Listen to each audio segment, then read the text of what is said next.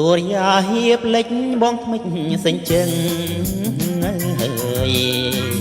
នឹកឆោមព្រលឹងព្រោះចង់ផ្ដេកផ្ដិតមិនបានខ្លួនប្រានបានយល់តែចិត្តបានត្រឹមលិខិតចិត្តអន់ទាំងសាបងហុចសម្បត្តិស្ទើរផុតដង្ហើមបេងដូងចាប់ផ្ដើមសួរខ្លួនឯងថា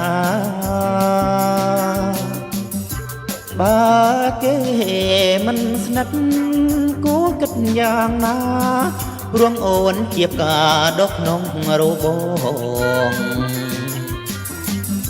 សម្បត្តិបងមួយព្រួយក្នុងអារម្មណ៍តែមុនសំដងសួរពាក្យឆ្លើយឆ្លងពីតូចធ្វើកោអូនជិះលើខ្នងនាងជាកំរងពន្លកស្នេហាសម្បត្តិថ្ងៃនំចាស់ឈ្មោះអូនបងពីងពេជ្រចងក្រងលែបខាយវិចា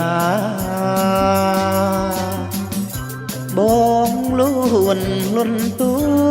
សូមទានមេត្តាសូមចិត្តបុប្ផាប្រណីបងផង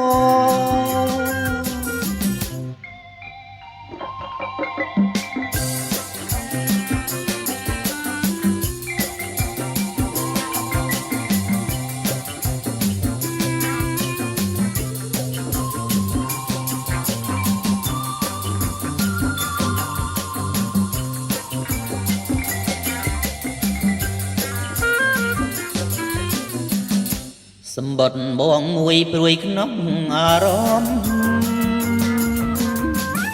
សែបមុនសំដងសួរពាក្យឆ្លើយឆ្លង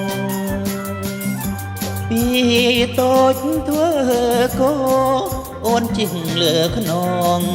នាងជាកំរងពន្លកស្នេហា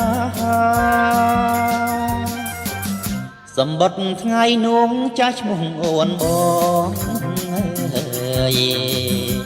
ពីងពេញចងក្រងលែបខាយវាចាបងលួនលន់តួសូមទានមេត្តាសូមចិត្តបុប្ផាប្រណីបងផង